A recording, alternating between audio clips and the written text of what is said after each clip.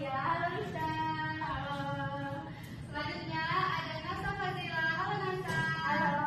Selanjutnya ada Aulia Nitoma. Halo. Halo. Selanjutnya ada Gilang. Hai Gilang. Hai. Selanjutnya ada Milvi. Hai Milvi. Hai. Selanjutnya ada Arita. Hai Arita. Hai. Oke, baiklah, itulah anggota dari kelompok 5. Langsung saja kita dibuka oleh pantun yang sangat menarik perhatian semuanya yang akan disampaikan oleh Auri. Pada Auri. Makan siang di depan resto. Cara. Kami pada di sebelah toko. Izinkan saya membuka pidato secara singkat, gak neko-neko. Baik, terima kasih kepada Aul. Selanjutnya pembacaan pidato yaitu pidato informatif yang akan dibacakan oleh Milvi. Kepada Milvi dipersilakan. Selamat siang hadirin semuanya. Siang. Tahukah Anda bahwa setiap tahun lebih dari 400.000 kasus kesalahan diagnosis medis terjadi di seluruh dunia? Bayangkan jika angka ini bisa ditekan secara signifikan. Hari ini saya akan berbagi dengan Anda bagaimana kecerdasan buatan atau artikel intelijen atau AI secara transformasi dunia kesehatan dengan memberikan harapan baru bagi masa depan layanan medis. Pertama, mari kita pahami apa yang dimaksud dengan AI dalam konteks kesehatan. AI adalah teknologi yang memungkinkan komputer untuk belajar dari data dan membuat keputusan cerdas mirip dengan buatan manusia berpikir. Dalam dunia medis, AI digunakan untuk menganalisis data pasien, gambar medis, dan penelitian ilmiah dengan kecepatan dan akurasi yang sulit dicapai manusia. Salah satu aplikasi utama AI dalam kesehatan adalah dalam diagnosis penyakit. Sistem AI seperti Watson dari IBM telah menunjukkan kemampuan untuk mendiagnosis kanker dengan tingkat akurasi mencapai 96%, lebih tinggi dari rata-rata dokter manusia. Ini bukan berarti AI akan menggantikan dokter, melainkan menjadi asisten yang berharga dalam proses diagnosis. Kedua, AI juga mengevaluasi penyembangan obat baru. Proses tradisional menyembangkan obat bisa memakan waktu 10-15 tahun dengan biaya miliaran dolar. Dalam AI, waktu ini dapat dipersingkat hingga 50%. Sebagai contoh, perusahaan biotik Insulin Medical berhasil mengembangkan kandidat obat untuk berproses paru dalam waktu hingga 18 bulan menggunakan platform AI mereka. Terakhir, AI membantu personalisasi perawatan kesehatan. Setiap pasien memiliki kondisi unik, dan AI dapat menganalisis data genetik, riwayat medis, dan faktor lingkungan untuk merancang perencanaan perawatan yang dioptimalkan untuk setiap individu. Ini lebih terbukti meningkatkan hasil pengobatan hingga 30% dibandingkan studi kasus. Untuk rangkuman, AI sedang mengubah landscape kesehatan melalui diagnosis yang lebih akurat, mengembangkan obat yang lebih cepat, dan perawatan yang dipersonalisasi. Meskipun teknologi ini masih berkembang, potensinya untuk menyelamatkan nyawa dan meningkatkan kualitas perawatan kesehatan tidak dapat diragukan lagi. Terima kasih atas perhatian Anda. Saya terbuka untuk pertanyaan dan diskusi lebih lanjut tentang topik yang lebih menarik ini. Oke, berikan tepuk tangannya. Sangat informasi kali ya. Sangat informasi banget ya pidatonya tadi tentang gimana AI itu berpengaruh terhadap kesehatan kita saat ini. Oke, baiklah selanjutnya kelompok menjelaskan kota ya. Yang ada pantun nih dari teman kita Gilang. Gilang, saya persilakan. Jalan-jalan di kota Bandung. Jangan lupa mengisi saku. Kalau kamu sedang bingung, jangan lupa membaca buku.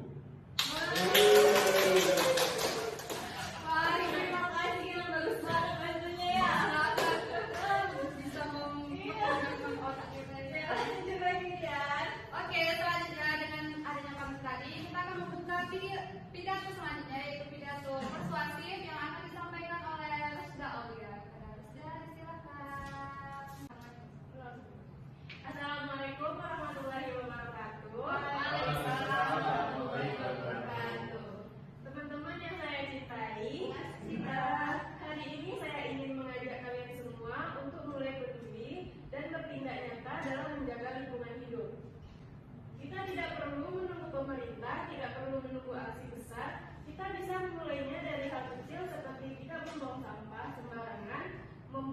Belanda sendiri menggunakan botol minum isi ulang dan menghemat energi di rumah. Bayangkan jika satu orang bisa mengurangi satu kantong plastik per hari, lalu dikalikan dengan 270 juta penduduk Indonesia. Itu artinya 270 juta kantong plastik lebih sedikit setiap harinya. Mari kita buktikan bahwa generasi kita adalah generasi yang peduli, generasi yang bertanggung jawab. Lingkungan yang sehat adalah hak semua orang, tapi tanggung jawab kita semua. Ayo bertindak sekarang. Kalau bukan kita, siapa lagi?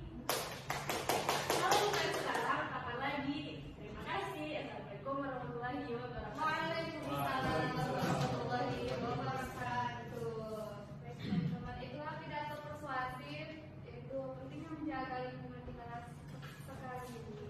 Mari teman-teman kita menjaga lingkungan kita agar bersih, mengurangi sampah plastik ya kan ya. Oke, selanjutnya yaitu pembacaan pantun. Kita sini dulu ya, yang akan dibawakan oleh teman kita Aul. Pada Aul, disilakan. Kerjakan PR janganlah malas. Cakep. Bisa-bisa tak ikhlas, berbuat baik haruslah ikhlas, tiada berharap mendapat balas. Bagus banget pantunnya. Baiklah, ini pidato jenis ketiga, yaitu pidato rekreatif yang akan disampaikan oleh Nasa yang cantik. Pada Nasa, silakan. Selamat siang semuanya. Siang. Hari ini saya ingin membahas tentang dua hal yang paling penting dalam hidup: nasi goreng dan cinta pertamanya. Kok bisa? Kenapa tuh? Jadi gini teman-teman, nasi goreng itu makanan sejuta umat. Dari presiden sampai mahasiswa akhir bulan, semua pernah makan nasi goreng kan? Pernah.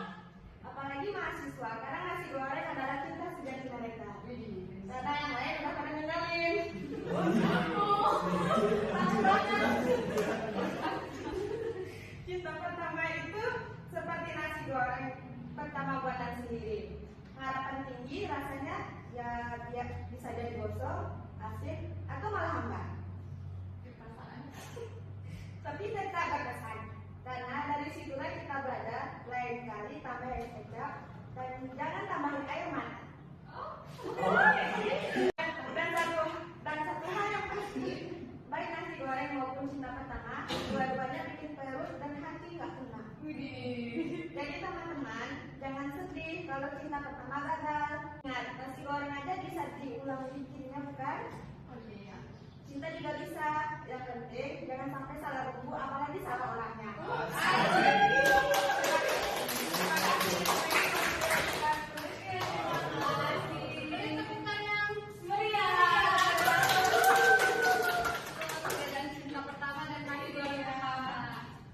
Baiklah, selanjutnya yaitu penyampaian pidato lagi. Oh ya, pantun, maaf ya. Namanya pantun yang akan disampaikan oleh Habil. Pada Habil, disilakan. Membawa banyak kita di hutan. Untuk memanjat pohon kelapa. Hidup adalah sebuah perjuangan. Jangan mundur dan menurut saja. Ingat guys, nggak boleh ngeluh. Baiklah, tadi pidato terakhir kita yang akan disampaikan oleh Adinda. Kata Adinda dipersilakan. Baik, assalamualaikum warahmatullahi wabarakatuh. Waalaikumsalam warahmatullahi wabarakatuh. Tiada kata yang pantas diucapkan selain memanjatkan puji syukur kehadiran Allah Subhanahu wa Ta'ala. Dan karenanya kita bisa bersama-sama berkumpul di tempat ini dalam rangka membuat materi, membahas materi dan bahan ajar serta berinovasi dalam pendidikan. Kehadiran Bapak Ibu dan hadirin sekalian menjadi bukti bahwa kita berharap pendidikan dapat berjalan lebih baik. Hadirin yang berbahagia, kiranya kita semua setuju bahwa pendidikan merupakan hal penting untuk meningkatkan kehidupan manusia. Pendidikan berperan dalam membangun kualitas sumber daya manusia suatu bangsa. Dengan adanya pendidikan, bangsa berkembang lebih jauh karena memiliki SDM yang mampu bersaing serta memadai. Karena itu, sebagai ujung tombak praktik pendidikan, kita juga harus berjuang untuk meningkatkan mutu pendidikan agar pendidikan di seluruh daerah menjadi merata dan terrealisasikan tanpa terkecuali. Seringkali kendala yang dihadapi ialah minimnya kesadaran masyarakat akan pentingnya pendidikan. Ada sebagian masyarakat yang menilai bahwa pendidikan tidak begitu penting. Pandangan seperti ini yang harus ditinggalkan. Kita sebagai mahasiswa, baik di sekolah maupun di rumah, mulai memahami sistem belajar seperti belajar bersama. Sekiranya hal ini yang dapat saya sampaikan, kurang dan lebihnya saya mohon maaf. Wassalamualaikum warahmatullahi wabarakatuh.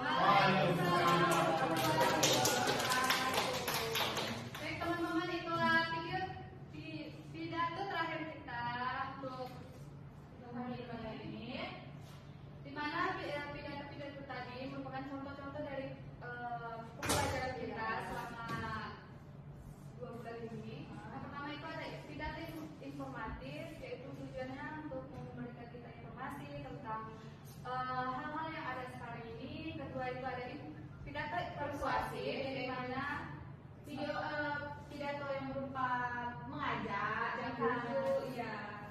Selanjutnya ada rekreatif, bagaimana pidato ini tuh lebih ke menghibur dan menceritakan pengalaman pribadinya untuk kita termotivasi lah. Kan. Sebelum menutup, kita akan menampilkan satu lagi pantun sebagai pantun penutup ya. Ini pasti yang paling dinanti-nantikan untuk kita semua. Nah, akan disampaikan oleh Habil. Pada Habil, silakan. Mengkoreksikan di campur bagi. Daripada bisa jangan sekaligus. Cukup sekian acara kami. Sudah mendapat nilai yang bagus.